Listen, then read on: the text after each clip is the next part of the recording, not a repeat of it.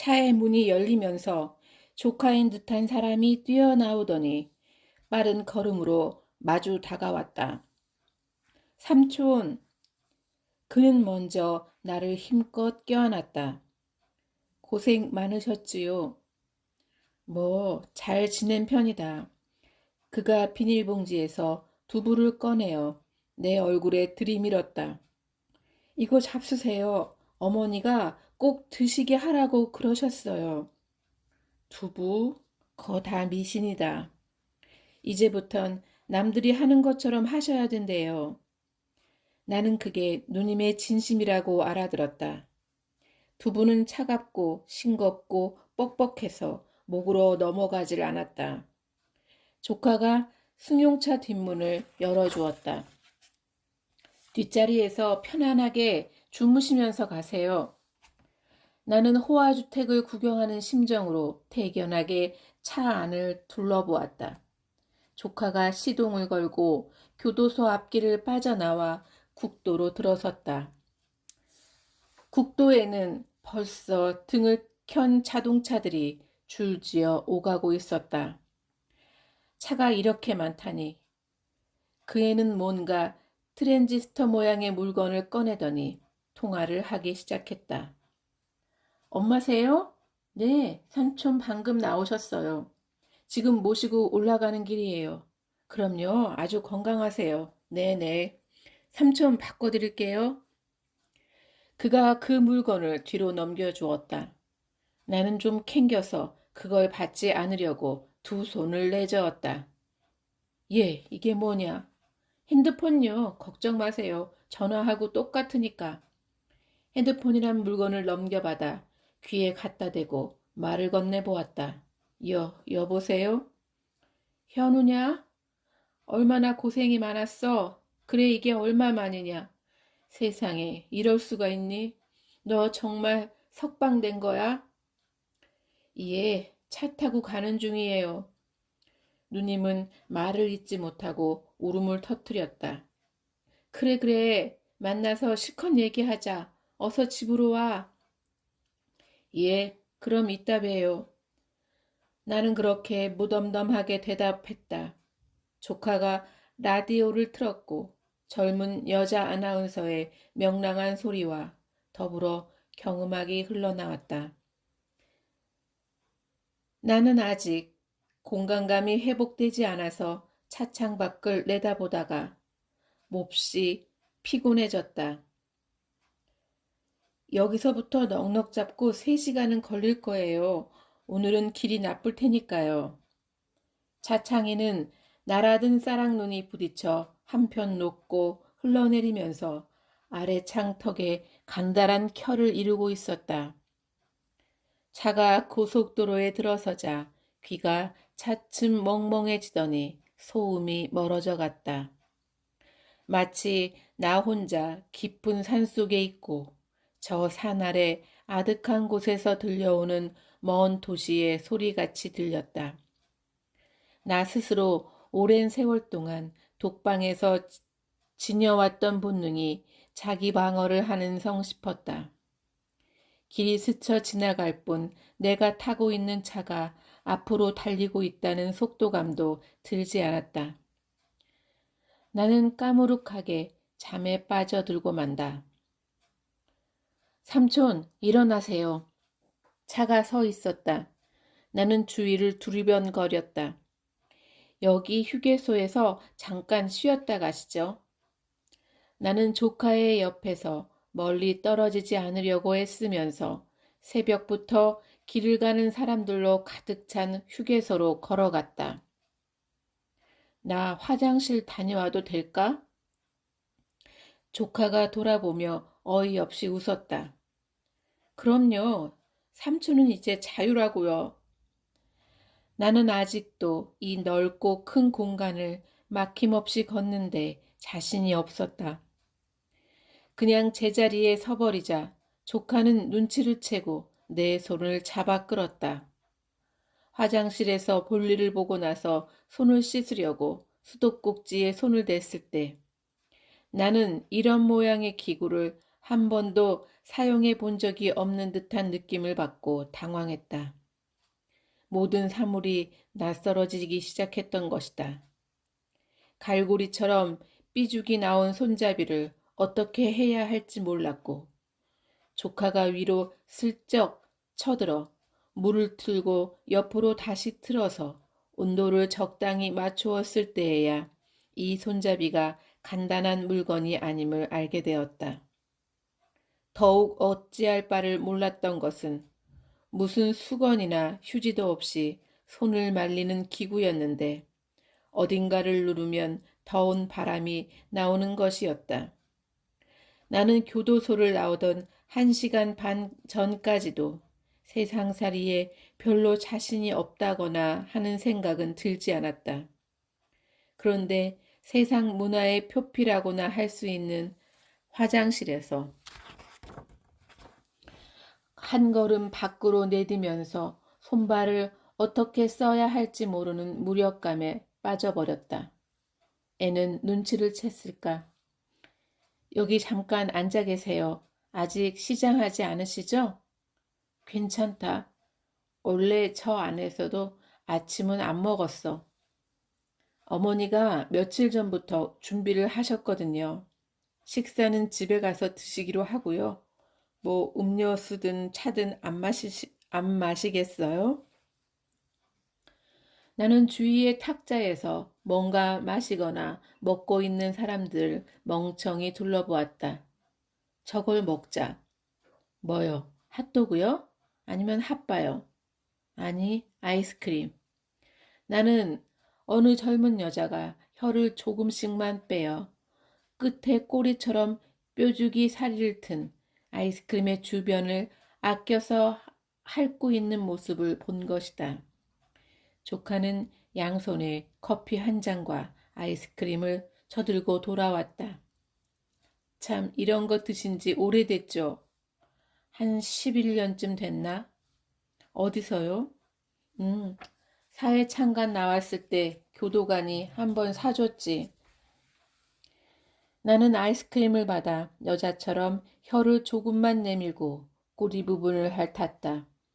입안에서 차가운 액체로 녹아내리면서 무슨 그림같이 열린 창가에 나부끼는 작은 꽃이 프린트된 포플린 커튼이며 창 너머로 불어들어오는 아시아 꽃의 향내며 잉잉거리며 유리창을 오르내리는 꿀벌의 나른한 날갯짓 소리며 하는 것들이 지나갔다. 거기 덧붙여서 옛날 전쟁 터지고 피난 시절에 장사 나간 어머니가 머리맡에 두고 가던 미제 젤리의 맛이 지나갔다. 빨강, 노랑, 파랑, 보라, 초록, 그리고 무엇보다도 검정색 젤리의 그 이국적이고 독특한 향내. 그건 무슨 풀로 향기를 냈을까?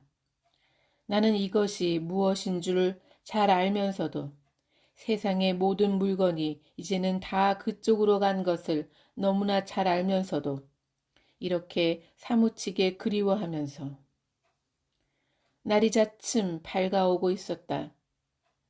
하늘은 벌써 뿌옇게 바래고 눈은 그쳤다.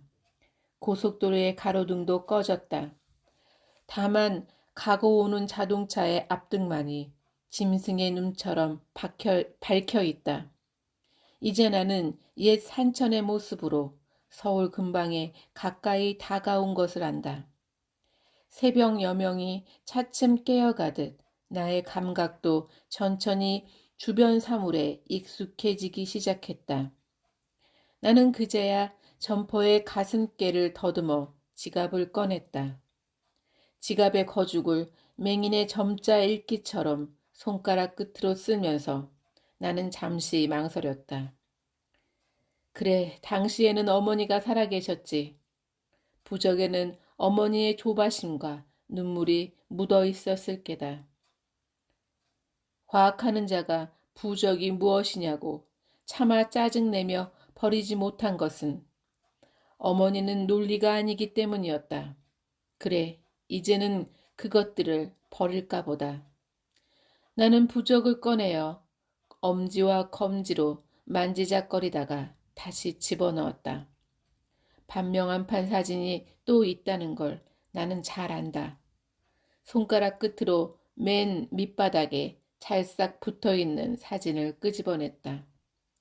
사진에서 그네는 웃지 않는다. 나와 함께 20년 가까이 갇혀 있었던 이 작은 물건은 화학 반응을 일으켜 노랗게 되었다. 그렇지만 곱슬머리 때문에 끝만 약간 지진 듯한 생머리를 양쪽으로 늘어뜨린 모습은 아직 선명하다. 동그란 이마, 속쌍꺼 풀진 긴 눈, 광대뼈, 고집스럽게 담은 입술, 야무지고 사려 깊은 인상도 그대로다. 나는 나도 모르게 오랜만이요 라고 속삭였다. 10년쯤 전에 편지가 몇 번 오고 나서 이감을 가며 소식이 끊겼다. 그 편지들도 없어졌다. 직계가족 외에는 면회도 안 되고 편지도 안부 외에는 안 되고 더구나 그냥 친지의 것은 열람한 뒤에 다시 반납하게 되어 있었으니까. 아마 이 사진은 체포될 때의 것이라 지갑 속에 든 채 그냥 영치되었을 것이다. 나는 계절이 바뀔 때마다 모포 반납이나 또는 겨울 옷가지를 찾으러 영치품 창고에 가본 적이 있어서 이 사진이 잠들어 있던 곳을 잘 아는 셈이다. 구멍 뚫린 알루미늄 패널이 책장같이 칸칸이 되어 있었고 거기 수임번호가 계표처럼 붙어있는 공간에 수감된 주인의 삶과 육신의 내음이 묻은 물건들이 분류되어 얹혀 있었다. 뒤축의 한 부분이 기우뚱하게 닳아버린 낡은 구두는 그 임자가 거쳐온 낯선 거리와 골목에 흙을 묻히고 있었지. 또는 막걸리 자국이 그대로 남은 물 빠진 작업복 상의와 안경집, 걸레처럼 사가버린 여름 옷들, 망으로 된 한여름의 최신 유행 슬리퍼, 두툼한 등산화, 또는 각종의 모자들, 반지, 목걸이, 시계 따위의 장신구들, 그것들은 주인이 잡혔던 그날의 시각에 정지된 채로 죽은 자의 추억처럼 노끈에 묶여 놓여 있었다. 나는 한동안은 그네의 편지를 베껴서 간직하고 있었지만 이감을 가면서 영치품과 신체 검사를 당하고는 없어져 버리고 말았다. 그래도 기억은 하고 있었지. 마지막 글줄이 어떻게 끝났던가. 나는 당신을 갈매에서 언제나 만나요. 우린 거기서 아직도 살고 있어요. 아니, 앞문장과 뒷문장의 순서가 바뀌었는지도 모른다. 나는 그네의 반명한판 사진을 예전처럼 어머니의 부적 뒤편에 집어넣고 지갑을 접었다. 삼촌, 이제 서울입니다. 자동차가 줄지어 밀려가다가는 멈추곤 했는데 서울로 들어가는 톨게이트인 듯 했다. 나도 이 부근은 조직 문제로 남도의 각 지방으로 뛰어다니면서 고속버스로 드나들었기 때문에 기억하고 있었다. 그때보다는 문이 좀 더 넓어졌다고나 할까. 거기서부터는 별 수 없이 차들이 기어가야만 했다. 올림픽대로를 지나서야 출근 차량들과는 반대 방향인 차는 다시 제 속도를 냈다. 여의도가 보였다. 빌딩의 작은 숲이 샛강 건너편에 생겨나 있었다. 내가 어렸을 적에 여름이면 날마다 툭 넘어 몇감으로 가던 귀신바위 웅덩이는 사라지고 바위도 보이지 않았다. 내가 아직 밖에 있을 때 양말산은 폭파되었다. 삘기를 뽑으러 갔던 갈대숲도 땅콩밭도 보이지 않았다. 아우와 고기를 잡으러 샛강에 갔다가 돌아오는 길에 뚜기의 한 길가에 앉아 노을이 비긴 삼각산을 바라보던 생각이 났다. 분홍빛에서 붉은빛으로 그리고 보랏빛으로 차츰 변해가는 삼각산과 그 앞자락인 인왕산이며 북악이 어둠 속으로 찾아드는 광경을 오랫동안 바라보곤 했다. 아우가 배고프다고 보챌 때까지 나는 둣가에 미지근해진 미군 부대 속류관에 걸터 앉아 있었다.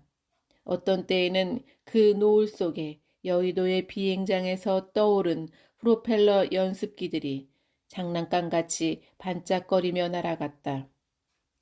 누님은 신도시 초입에 있는 아파트에서 살고 있었다. 나는 20층짜리 아파트 건물을 올려다보며 아찔한 현기증을 느꼈다. 사방이 드높은 건물들 사이에서 나는 조카의 뒤에 바짝 붙어 있었다. 그 애와 내가 엘리베이터를 타고 15층의 현관문에 이르러 벨을 누르자마자 누님이 뛰어나왔다. 자영도 그 뒤에 서 있었고 그네가 내 목을 끌어안고 울음을 터뜨렸다. 아이고, 네가 우리 집에 오는 날이 있다니 이게 웬일이냐. 누님을 마지막으로 만난 것은 이제 겨우 1년 전이다. 누님은 어머니가 돌아가시고 나서 교대를 한 셈이었는데 근년에 들어서는 1년에 한두 번쯤 면회를 왔다. 누님도 자형도 대학 교수가 직업이어서 방학 때나 명절 때 아니면 지방으로 나다니기 어려웠을 것이다. 집 안으로 들어가니 이모와 사촌들이 와서 기다리고 있었다. 나는 아직 제정신으로 돌아온 것 같지가 않았다. 건성으로 웃고 인사를 건네고 했지만 그들의 말소리가 웅웅거리기만 할 뿐 제대로 말이 되어 귀에 들어오지 않았다. 자영이 내 얼굴을 보고 눈치를 챈 것처럼 물었다. 피곤하냐? 좀 쉬어라. 밥 안 먹고? 누님의 말에 조카가 대신 대답을 했다. 삼촌 저기서도 아침 안 드셨대요. 그래? 그럼 어여 눈 좀 붙이고 일어나렴. 간밤에 잠이 왔겠어? 어서 쉬어. 자영이 내 등을 밀자 누님은 나를 조카 방에 안내해서 그의 침대에 눕도록 했다. 그네는 커튼을 치고 조용히 문을 닫아주었다. 방 안은 내가 살던 방에 비하면 너무 넓어서 침대 옆에 빈 공간이 어쩐지 두려웠다. 나는 벽을 향하여 돌아 누웠다. 시멘트의 날벽이 아닌 벽지를 바른 벽이다. 벽은 나에게 가장 익숙한 사물인 셈이었다. 그 벽 가운데 나는 온갖 그림들을 떠올렸다. 나는 특사 감방의 벽 사이에 보이는 얼룩들을 똑똑히 기억하고 있다. 또한 천장에도 얼룩들이 있었다. 어릴 때 물가 풀밭에 누워 하늘에 피어오른 여름날의 뭉게구름들이 바람으로 이리저리 뭉치고 흩어지는 모양을 보며 그 형상들로 이야기를 짓던 일이 생각나곤 했다. 가끔 몽정을 했다. 얼굴을 알 수 없는 여자들이 다녀갔다. 어느 달 밝은 밤에 어슴풀에 잠에서 깨어 실눈으로 바라보면 생선처럼 물기 묻은 매끈한 몸매의 여인이 우뚝 서서 누운 나를 내려다보았다. 그네는 어디서 찾아온 걸까? 여기서 이 황폐한 공간에서 나가겠다고 오불꼬불한 인적 없는 복도를 헤매고 다니다가 꼭 특사 아래층 복도처럼 생긴 곳으로 돌아오게 되곤 하였다. 계단 목퉁이에 무슨 버스 터미널의 매점 같은 게 보이고 10대의 계집아이들이 재깔대며 뭔가를 먹고들 있었다. 내가 다가갔는데도 그들은 나를 겉들떠보지도 않았다. 매점 안쪽에 주인인 듯한 40대의 아줌마가 나를 바라보고 있는데 얼굴은 어둠 그대로였다. 내가 밖으로 나가는 출구가 어디냐고 물으면 아줌마는 복도가 온통 울리도록 깔깔깔 웃고는 큰 소리로 떠들었다. 우리하고 더 살다 가지 왜 벌써 가려고 그래? 그 얼굴 없는 아줌마가 특사의 임자였을 거다. 그런데 아는 이의 모습은 좀채로 나타나지 않았다. 보고 싶어 잠들기 전에 골똘히 생각하다 잔 뒤에도 쉽사리 보이질 않았다. 나는 오후 늦게야 깨어났고 가족들이 권하는 음식들을 한 가지씩 맛보았다. 양념의 맛은 나에게는 너무 진하고 생소했다. 그들은 내게 어느 정도 조심하면서 내 기분이 안락한가를 알아내려고 했다. 나는 긴 말로 대답하지 못하고 언제나 단답형이 되어버렸다. 맛있니? 네. 피곤하니? 아니요. 하는 식이었다. 미국의 이민간 아우와 긴 통화를 했는데 그는 주로 자기 가족과 사업에 관한 이야기를 했고 나는 듣기만 했다. 이모는 불쑥 어머니의 마지막 소원이었다면서 나의 결혼 문제를 꺼냈는데 누님이 만류해서 겨우 대답을 피할 수가 있었다. 하여튼 석방 첫날은 어쩐지 멍청하고 만성 피로에 잡힌 사람처럼 보냈다. 문고리를 잡을 때에도 자신이 객관화되어서 너는 지금 문을 열려고 한다라고 먼저 염두에 두고 나서야 문을 열 수 있었다. 그 뒤 사흘 밤낮을 조카의 방과 거실만 오가며 누님 집에 틀어박혀 있었다. 자연과 누님이 내 건강을 살펴보기 위하여 종합진단을 해야 한다는 결론을 내리게 된 것도 나의 조금 이상스런 자폐 증상 때문이었을 것이다. 나는 첫날만 빼고는 하루에 잠을 2시간밖에 못 잤다.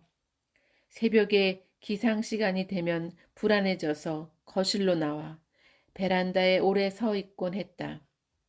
화장실에서 거울을 들여다보면 거기 낯선 사내가 서 있었다. 나는 조카의 도움으로 아파트 아래 상가라든가 근처 사우나탕에 가본 적도 있었지만 혼자서는 밖으로 나가볼 엄두가 나질 않았다.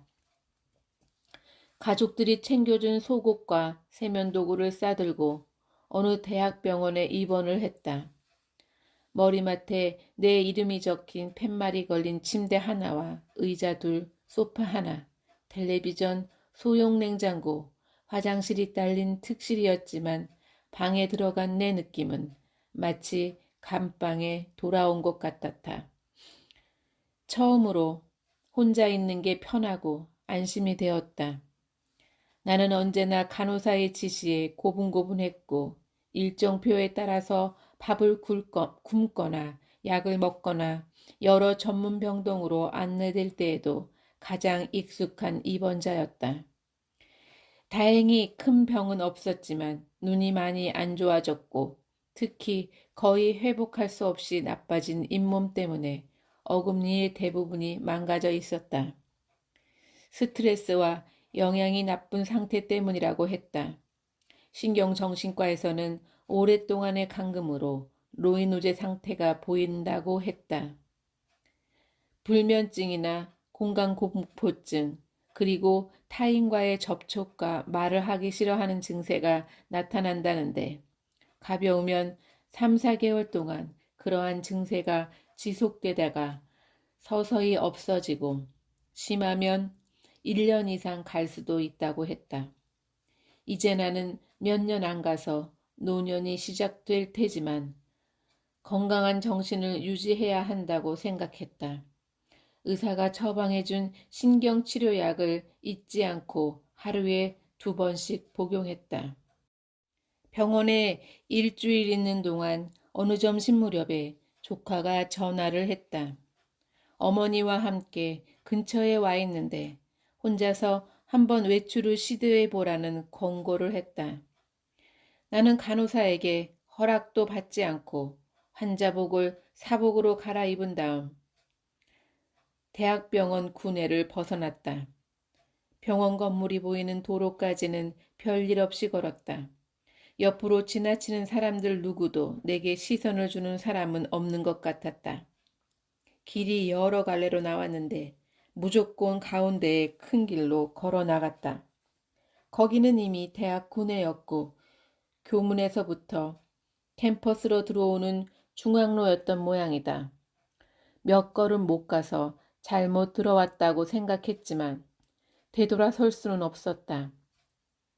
등교하는 학생들의 인파가 길을 가득 메우고 있었으며 나는 거친 물살을 거슬러 오르는 물고기 꼴이 되어버렸다.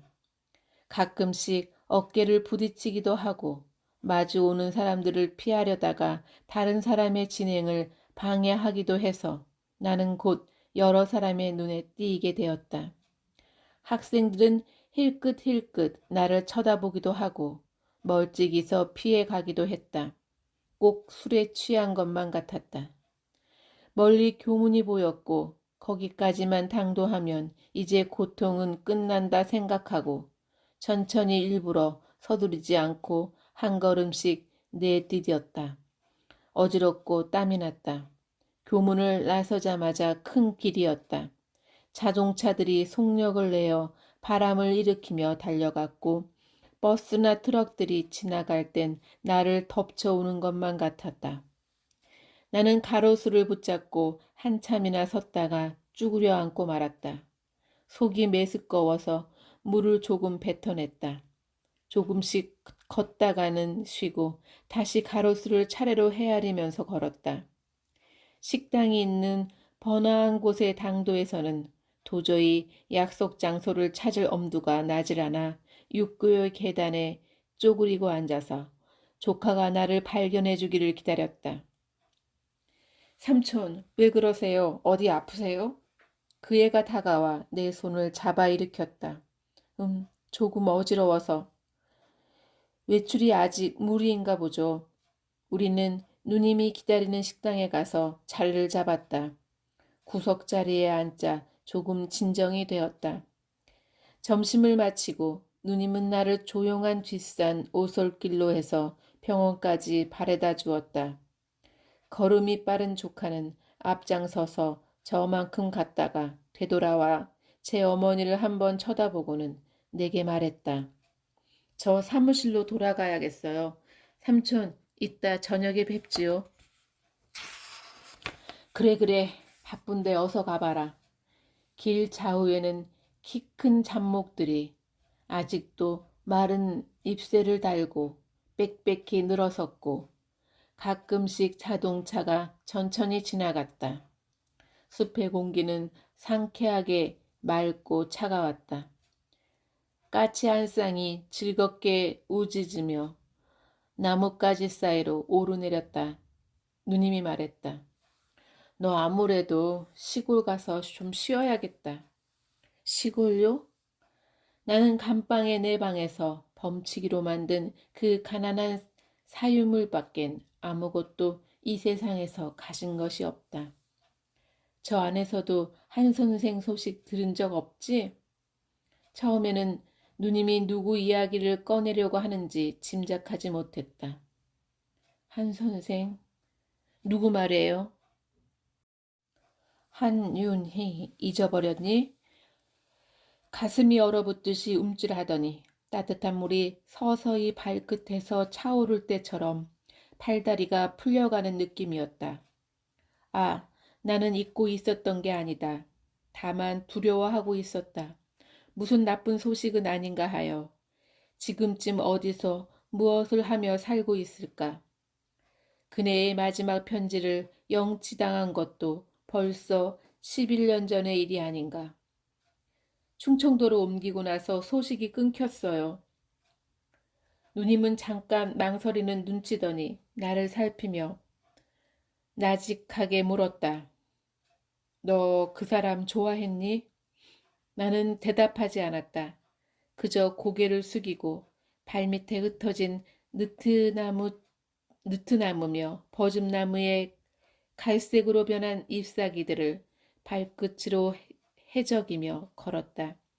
누님은 더 이상 묻지 않고 혼잣말처럼 중얼거렸다. 내가 그 사람 편지 가지고 있는데. 누님에게 편지했어요? 오래됐어. 한 3년쯤 전에. 우리는 병원 건물이 멀찍이 내려다 보이는 언덕 위에 나란히 서 있었다. 내일 퇴원하지? 예, 오전에 검사 결과 나오면요. 너희 자영이 데리러 올 거야. 어서 들어가 보렴. 병원에 돌아가 환자복으로 갈아입고 신경안정제를 먹고 침대에 누웠다. 담배 생각이 났다. 문을 걸어 잠그고 연거푸 두어 대쯤 피워대고 싶었다. 나는 벽 쪽을 향해 돌아 누웠다.